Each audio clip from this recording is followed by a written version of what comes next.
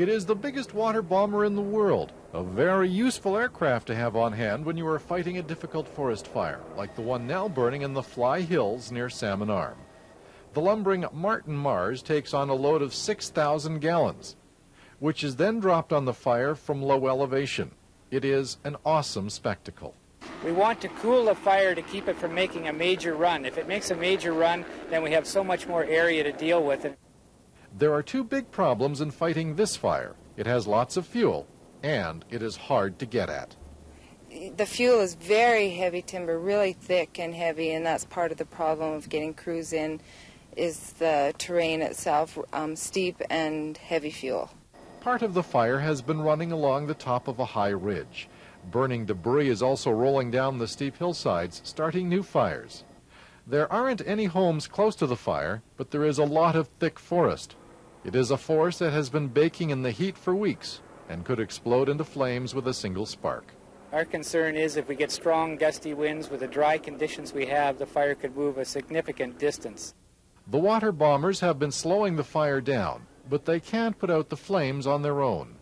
The fire is definitely not contained at this time. With the aircraft working it, we've brought in one unit crew that's up at the fire now. We have another unit crew standing by. We've brought in a team of fire specialists to oversee the fire. The big water bomber is using a section of Shuswap Lake near Salmon Arm to load up with water. As a safety precaution, boaters were told to head to shore while the plane was operating. They have closed off the lake completely, not allowing any boats departing or arriving. Those boats that did come in this morning must stay until further notice.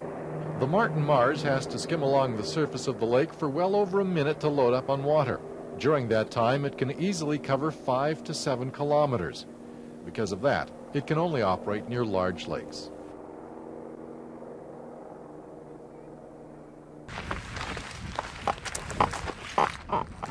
The only things left at 115 Crick Road tonight are charred memories. And that was on the second floor. There's my laundry basket over there. You recognize anything else in there? No. Ninth grader Abby Lee lost everything. Nothing. All her favorite clothes, all of her No, stuff. all of my stuff is my favorite stuff. I don't know. We just went through my clothes because we just renovated the house. And everything that I didn't like, I gave away. There was nothing that could be done to save her pet goldfish. That's the bad news. But the good news, her cat has been spotted alive, not far from here. Sleeping, and they said that they saw her and that our neighbor gave her some food and some water, so... So you know she's okay? Yeah, she's okay. But I don't know where she is. I was hoping she'd be here so we could take her with us. Up and down Abby Lee's street turned war zone, there is charred house after charred house, and anger that more wasn't done to save this community. I'm a little disappointed in the Ministry of Forests that they didn't hang in there and get that fire out. But the minister responsible says that all that could have been done was done. I have every confidence that the people who are deploying the aircraft are doing so when it's appropriate to deploy it.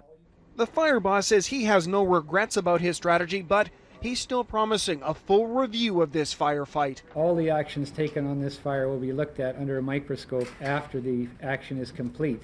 And I'm confident that we did everything we could on this fire. But promises made won't restore property lost. While firefighters struggle for control on the mountainsides,